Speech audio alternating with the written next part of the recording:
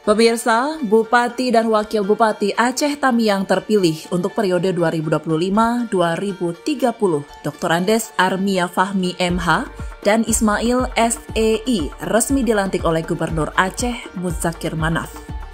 Pelantikan Bupati dan Wakil Bupati Aceh Tamiang ini digelar di ruang sidang gedung DPRK Aceh Tamiang pada Senin malam sekitar pukul 19.30 waktu Indonesia Barat.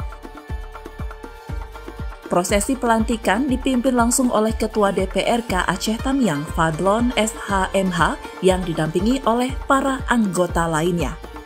Pelantikan ini turut dihadiri sejumlah pejabat daerah termasuk Kapolda Aceh dan jajaran, para tamu undangan serta masyarakat yang turut menyaksikan momen bersejarah ini.